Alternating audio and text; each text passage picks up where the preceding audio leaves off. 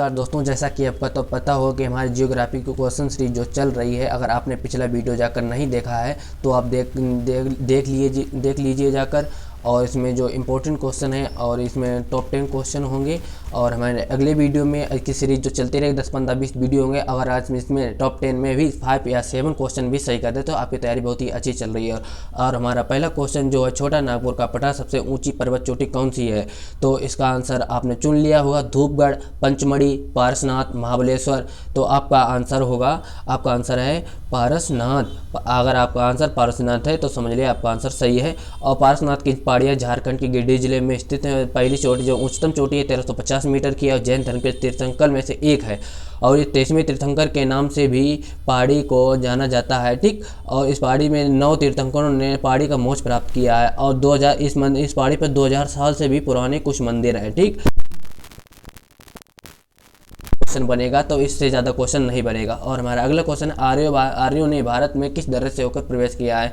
खैबर दर्रा, बेलम, काराकोरम, सिक्की दर्रा। तो आपने अपना आंसर चुन लिया होगा, खैबर या बेलन, काराकोरम ऐसे। तो आप अपना आंसर बता दीजिएगा। और हमारा आंसर है खैबर दर्रा। और खैबर दर्रा के बारे में कुछ तथ्य हैं जो से आप जान लीजिएगा। खैबर दर्रा भारत का प्रवेश द्वार कहा जाता है। इसी द्वार से अफ्रीकी मानव भी प्रवेश कर सोपानों का चढ़ता हुआ आज स्तर पर पहुँचा। इस मार्ग द्वारा पहुँचकर पंजाब की ऋग्वेद की रचना हुई। कौन से दर्रे से पहुंचकर पंजाब में ऋग्वेद की रचना हुई? तो खैबर दर्रे से पहुंचकर पंजाब में ऋग्वेद की रचना हुई। बुर्जिल और जोजिला दर्रा निम्नलिखित में किस राज्य में स्थित है? हिमाचल प्रदेश, जम्मू कश्मीर, सिक्किम या उत्तराखंड? तो इसका आंसर आपने चुन लिया हुआ है, लेकिन इसका आंसर है जम्मू एंड कश्मीर। बुर्जिल और जोजिला दर्रा जम्मू कश्मीर है। और जम्मू कश्मीर बुर्जिल दर्रा के बारे में कुछ तथ्य समझ लीजिएगा। बुर्जिल दर्रा एक कश्मीर का ऐतिहासिक दर्रा है, ठीक है। और श्रीनगर पाक अधिकृत में गिलगित बाल्टिस्तान में स्थित गिलगित और स्कुर्दू को जोड़ता है, ठीक। और जोजिला जम्मू और कश्मीर की जास्कर श्रेणी में स्थित प्रसिद्ध दर्रा है। और ये दर्रा हिमालय के अंतर्गत आता है। और श्रीनगर लेह को जोड़ते हुए जोजिला दर्रे पर भूस्खलन के कारण डर बना रहता है। भूस्खलन हो जाए, रोड जो पहाड़ी गिर जाती है, एक आधे पत्थर जो है, सड़क गिरने का, खिसकने का बहुत ही डर रहता है वहाँ पर। इससे अगर आप वहाँ कभी जाते हैं तो इसे आप संभल के जाएं, क्योंकि वहाँ सड़क गिरने का ज़्यादा, खिसकने का ज़्यादा डर रहता है। और बुर्जिल कश्मीर का एक क्षेत्र, ठीक है, आप इसे याद कर लीजिएगा। और हमारा अगला क्वेश्चन है, निम्नलिखित कौन एक विनाशक नदी के नाम जाती है? तरपता, नर्मदा, तापी और कोसी और गंडक नदी। तो इसका आंसर आपने चुन लिया। और विनाशक नदी कौन सी न जानी जाती है दोस्तों? विनाशक नदी के नाम से कोसी ने। किसी को मत इतना कोसी कि वो विनाशक बन जाए, ठीक। विनाशक होता है उसे कोसना पड़ता है, ठीक। विनाशक नदी कोसी नदी। अब बिहार में ही कोसी नदी है जो बिहार में तबाही मचाती है। बिहार लोग इसे बहुत कोसते हैं ना, एक ट्रिक हो जाती है, बिहार के लोग इसे बहुत ज़्यादा कोसते हैं। तो इसे कोसी नदी हिमालय से निकलती है, बिहार में भीमनगर के रास्ते से भारत में दाखिल होती है, ठीक। बिहार में भीमनगर के रास्ते से बिहार में दाखिल हो जाती है। और इसमें बाढ़ की बहुत ज़्यादा बिहार में तबाही होती है। इस नदी के बिहार का अभिशाप, कौन सी नदी को बिहार का अभिशाप कहते हैं? इसका एक क्वेश्चन और भी बन जाता है दोस्तों, किस नदी को बिहार का अभिशाप कहते हैं? तो कोसी नदी को बिहार का अभिशाप कहते हैं, ठीक। और हमारा अगला क्वेश्चन, इनमें से किस नदी को वृद्धगंगा कहा जाता है? तो वृद्धगंगा गोदावरी, महानदी, कृष्णा नदी और कावेरी। तो आप अपना आंसर चुन लिए, लेकिन इसमें गोदावरी, महानदी और कृष्णा नदी गोदावरी, महानदी और कृष्णा नदी। दोस्तों गले में खराबी है थोड़ा, लेकिन फिर भी वीडियो बना रहे हैं। गोदावरी, तो इसका आंसर गोदाच्छिड़। एक ट्रिक बन जाती है, गोदाच्छिड़ एक ट्रिक बन जाता है, गोदाच्छिड़। इसे आप याद कर लीजिए, फिर आप कभी नहीं बोल। गोदाच्छिड़ जो होती है, गोदावरी नदी जो है वृद्धगंगा के नाम से भी जाना जाता है। और गोदावरी नदी भारत की प्रमुख नदी है, ठीक। और यह नदी दूसरी प्रायः नदियों से सबसे बड़ी नदी है। जो दूसरी प्रायद्वीप नदियाँ हैं उनसे सबसे बड़ी जो गोदावरी नदी है।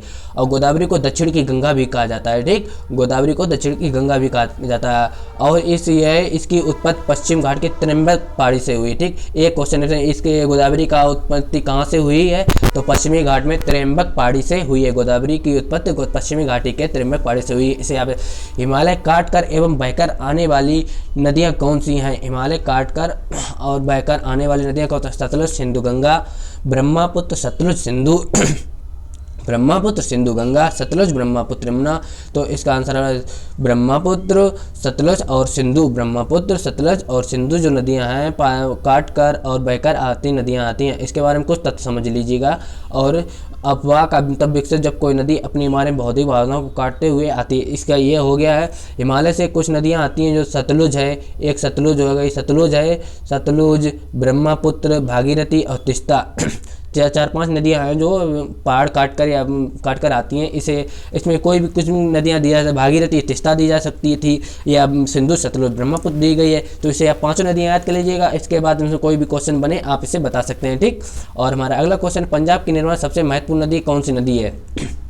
सतलुज नदी, ब्यास नदी, झेलम नदी, सिंधु नदी।